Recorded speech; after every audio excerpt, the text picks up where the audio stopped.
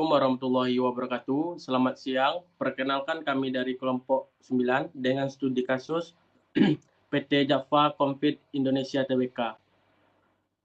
Saya Ferry Yohardi bertugas sebagai project manager, yaitu bertanggung jawab mengelola perancangan proyek, mengatur jadwal pelaksanaan, mengkoordinasikan anggota tim, memantau kemajuan proyek, mengelola risiko, serta memastikan implementasi ERP menggunakan Odoo Education berjalan sesuai ruang lingkup dan target yang telah ditetapkan. Baik, perkenalkan nama saya Junifer Salsabila. Saya di sini sebagai sistem analis, yang dimana pekerjaan saya adalah menganalisis proses bisnis PT Java Confit Indonesia Tbk, mengidentifikasi kebutuhan sistem, merancang alur proses bisnis, menyusun kebutuhan fungsional sistem, serta memastikan implementasi modul Odoo sesuai dengan kebutuhan bisnis perusahaan. Nama saya Skendi Angelo. Saya bertugas sebagai programmer.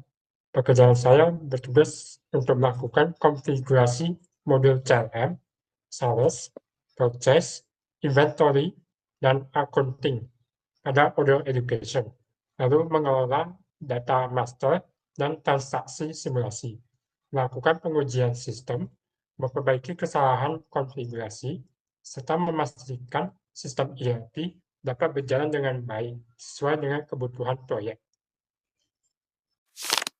Sebagai salah satu raksasa agribisnis di Indonesia, PT Java Confit Indonesia Tbk terintegrasi sebagai agribisnis dari hulu ke hilir dan mengelola proses bisnis yang sangat kompleks mulai dari pakan ternak, pembibitan, hingga produk siap konsumsi.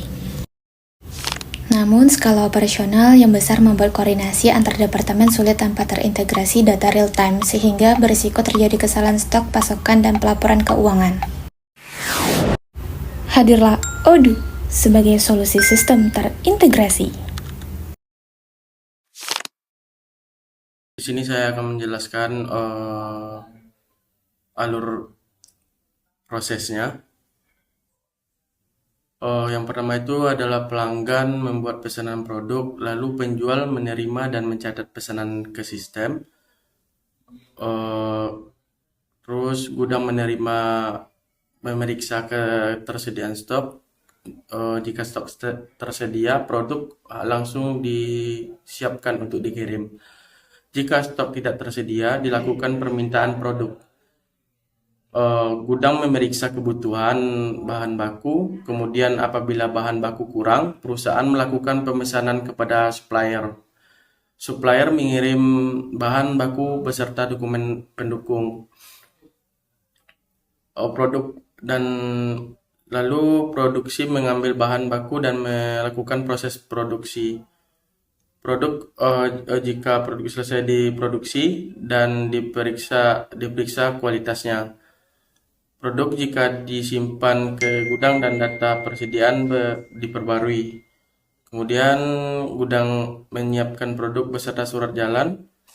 Distribusi mengirimkan produk kepada pelanggan. Pelanggan menerima barang dan keuangan membuat invoice dan melakukan proses penagihan. Pelanggan melakukan pembayaran lagi, kemudian keuangan memverifikasi pembayaran dan transaksi dinyatakan selesai. Dan selanjutnya itu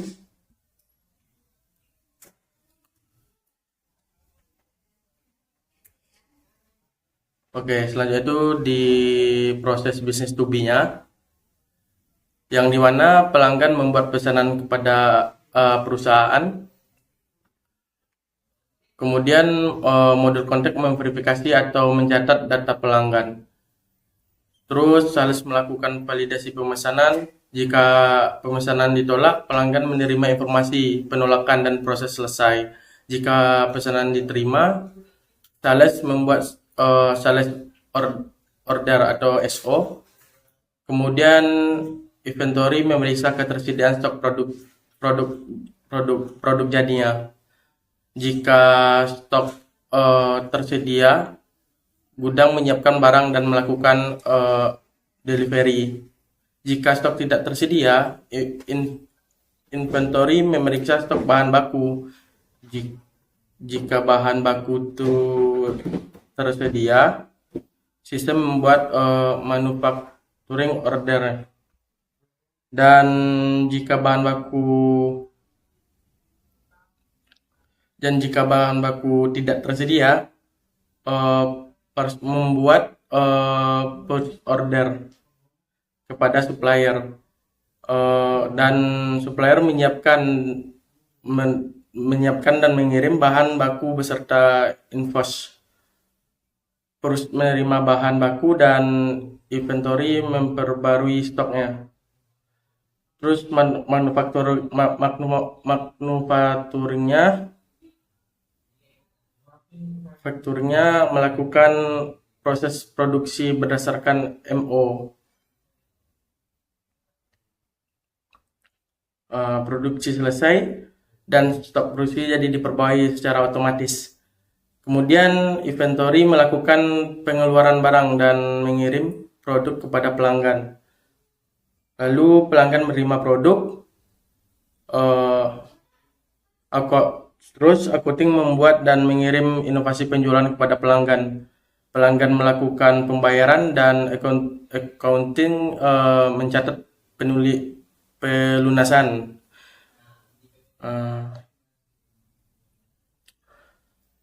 Kemudian accounting juga memverifikasi serta membayar invoice dari supplier. Lalu supplier menerima pembayaran dan transaksi dinyatakan selesai.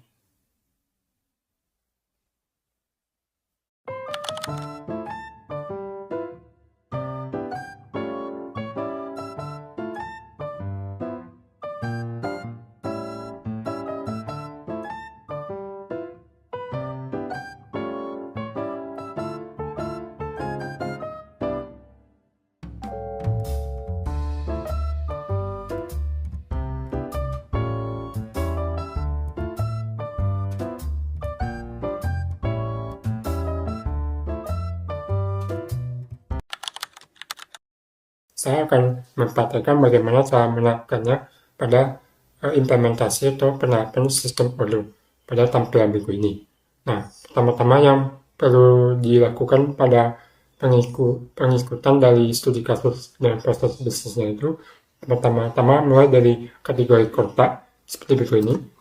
Nah, yang pada bagian ini adalah sebuah data-data kontak dari customer atau supplier yang telah kita hubungkan atau bekerja sama, misalnya CP Ternak Agung atau Luas Makmur misalnya, atau mungkin bisa PT Kedelai yang bisa sebagai suppliernya, seperti itu. Nah, untuk melakukan sebuah pembelian atau permintaan request dari PT Jogja ini, pertama mereka dari customer, mereka akan melakukan note seperti berikut, atau bisa saja melalui dari bagian ini yang berikutnya mengarah ke sales. Nah, pada bagian customer di sini, misalnya mereka mampu melakukan note seperti berikut ini untuk memesan atau melakukan request untuk memesan sebuah produk-produk dari PT Jogja berikut ini.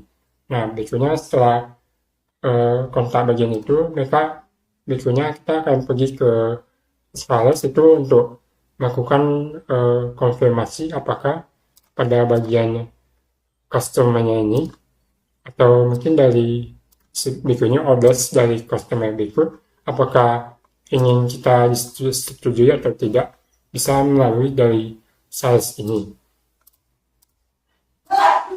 Nah, nanti kalau misalnya sudah tergantung dari perusahaan apakah ingin menerima atau menolaknya, bisa kita mulai langkah berikutnya, yang jika melakukan penolakan bisa melakukan pada sales atau ke kontak tadi untuk mengonfirmasi bahwa tidak mampu untuk memproduksi dan memberitahu pengumumannya bahwa tidak mampu bisa melakukannya. Atau kalau jika ya, kita pergi ke inventory. Pertama-tama bagian inventory ini adalah itu sebuah pengadaan atau penyimpanan semua produk-produknya. Jadi pertama-tama kita ke produk sini. Nah, kita bisa mengecek apakah sebuah bahan-bahan yang dari permintaan customer tersebut apakah sudah ada atau masih belum, bisa dibilang sudah jadi atau belum. Yang pertama misalnya kayak pakai ayam atau seperti berikut ini. Misalnya kalau sudah ada isi dari produk tersebut, kita bisa melakukan sales untuk memberitahunya dan mengonfirmasi barang tersebut. Tapi jika masih belum memiliki pada produk berikut ini, misalnya masih nol, nah pertama seperti itu nanti kita perlu kembali ke sini, lalu kita pergi ke purchase. Nah, bagian purchase ini adalah permintaan dari perusahaan untuk meminta sebuah bahan baku atau sebuah isi stok bahan baku yang dibutuhkan dari supplier atau pihak luar. Nah, untuk melakukan permintaan request dari bahan baku tersebut, pertama-tama melakukan new seperti ini. Nah, lalu isi di vendornya yaitu supply yang diinginkan misalnya, lalu kita tambahkan produknya, bahan baku apa yang ingin diinginkan, lalu isi kuantitinya, lalu berikutnya berapa harga yang ingin dicapai atau diinginkan untuk bisa dibeli. Nah, di sini ada tampilan yang contohnya berikut ini. Nah, pertama-tama vendornya yaitu PT Pemasok Agro misalnya, lalu ada sebuah produk-produknya yaitu jagung dan dedak, kuantitinya itu berapa banyak yang diinginkan. Nah, unit price-nya itu harganya yang dibutuhkan. Misalnya kalau ini dari suppliernya yang melakukan sistem ordernya.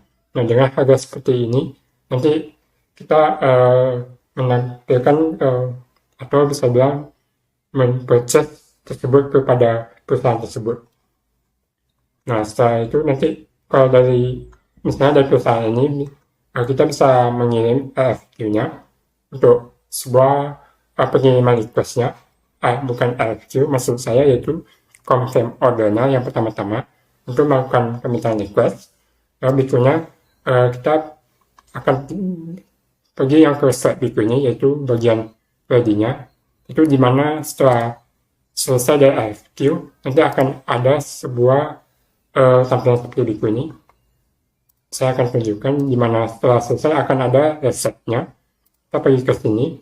Nah, setelah itu tampilan yang tadi itu seperti ini, dimana setelah ada siap, sudah konfirmasi keinginan kita klik validate-nya. Nah, setelah selesai, maka akan terjadi statusnya yaitu done seperti berikut ini. Nah, nanti setelah itu kita balik yang ke sebelumnya, nanti setelah dia desainnya nanti statusnya akan terjadi seperti berikut yaitu purchase order sudah selesai.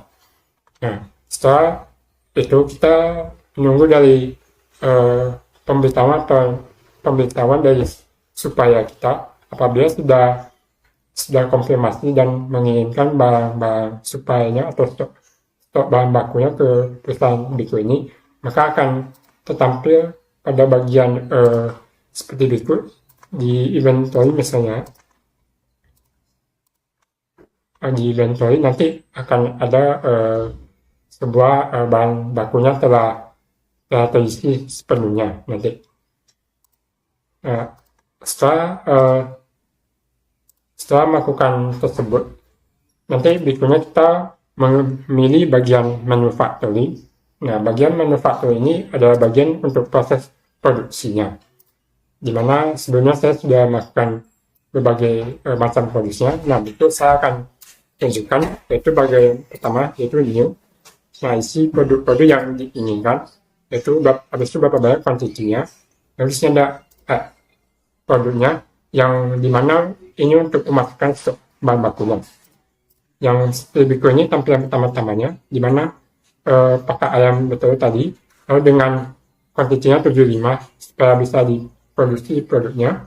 Lalu yang isi yang stok bahan bakunya yaitu jagung pipil dan dedak padi seperti berikut ini, dengan bisa dikonsumsi sekitar 50 dan 25. Setelah itu sudah selesai, nanti bisa mengonfirmasi lagi apakah sudah sesuai dengan produk yang kita diinginkan diproduksi, dan pastikan ini sudah available supaya bagian ini adalah bagian untuk berapa banyak jumlah yang tersedia di inventory yaitu stok bahan bakunya. Apabila sudah selesai, kita bisa melakukan produce all di button ini. Nah, setelah itu nanti akan terjadi yang namanya sudah selesai statusnya, yaitu done. Nah, nanti gimana stok bahan baku tadi itu sudah diproduksi dan menjadi pakan ayam telur seperti berikut ini. Nah, setelah itu kita balik sebenarnya nanti akan terisi sudah done yang sebenarnya di bagian ini event type-nya. Setelah itu pada bagian manufakturnya sudah terisi, lalu produknya sudah banyak masih misalnya atau sudah jadi. Nah, berikutnya kita pergi ke bagian ke sales, yaitu seperti ini. Nah, nanti kita melakukan seperti ini untuk melakukan pemberitahuan untuk pengiriman bahan-bahan tersebut sudah bisa selesai. Nah, berikutnya sini kita bisa melakukan new. Nah, nanti misi customer-nya dan seperti berikut ini. Saya akan tampilkan yang bagian sini saja. Nah, ini misalnya CV peternak unggas makmur tadi. Nah, kita bisa melakukan seperti ini untuk mengirim produk yang diinginkan customer sebelumnya. Nah, dengan seharga 75 yang menarik harga dan total harga dari untuk produksi dan pengiriman bahan tersebut.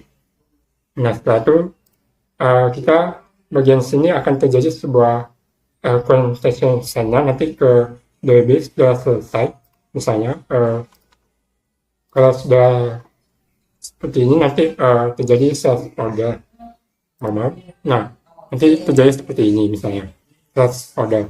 Setelah sudah selesai nanti ada kejadian statusnya di mana delivery sama ke invoice-nya, di mana yang bagian dokumen ini sudah terselesaikan terisi, yaitu seperti bond yang sudah dibuat. Nah, setelah itu kita pergi ke delivery misalnya.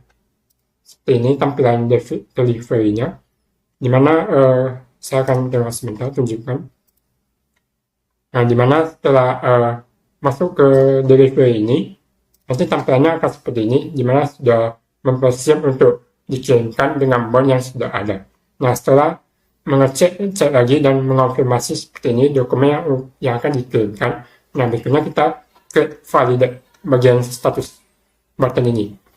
Nah, setelah mengklik validate tersebut yang sudah dikonfirmasi, maka statusnya akan terselesaikan seperti berikut ini. Dan nanti barang-barang tersebut bisa ready untuk dikirimkan dengan bond atau invoice yang telah diberikan untuk kepada customer yang memesannya. Nah, setelah itu sudah selesai, nanti tergantung dari customer sekarang apakah sudah mengonfirmasi dari pengiriman dan bahan-bahan yang diinginkannya. Setelah itu kita melakukan invoice di sini. Nah, bagian invoice ini seperti berikut yang tampilan pertama ini, yang akan saya tunjukkan berikutnya. Pertama-tama, jika sudah melakukan pengiriman barangnya, sudah konfirmasi dari barang-barangnya, nah kita pada bagian sistem ini akan melakukan tampilan berikutnya, akan melakukan pay yang di berikut ini, yang setelah di invoice itu. Nah, nanti mohon maaf, sebelum itu saya lupa memberitahu yang sebelum melakukan invoice itu, saya lupa memberitahu nanti ke invoice yang tadi bond itu, nanti di mana setelah sudah konfirmasi ke dua invoice ke draft. Nah, lalu ke draft untuk bondnya setelah dikonfirmasi terkirimkan.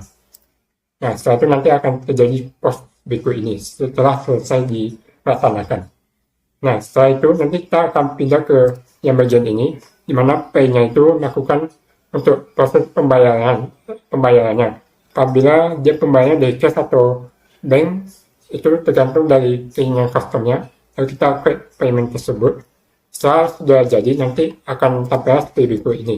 Setelah terjadi in payment, yaitu di mana bagian tampilan bond dan pengirimannya telah terselesaikan dibayar atau dilunasin.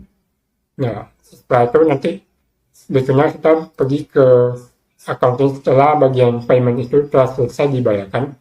Nah, untuk melihat yang bagian tersebut, saya akan tampilkan bagian sini saja. Untuk paymentnya itu nanti bisa tampil di mana pada banknya apabila sudah terbayar atau enggak. Seperti ini. Invoice-nya apabila sudah terbayar sebelumnya, invoice mamu ya seperti sama sebelumnya, dimana kalau sudah terbayar nanti bisa seperti ini tampilannya, dan lakukan pada untuk pergi ke reporting dan profit loss, dimana bagian sini ada penampilan sebuah pembayaran atau dari transaksi pembayaran yang telah dilakukan selama proses pembayaran atau pengiriman barang yang telah dilakukan selama ini. Nah, itu saja yang bisa tampilkan pada implementasi dan atau penerapan sistem Odoo ini. Nah, apabila ada kesalahan, mohon maaf dan terima kasih.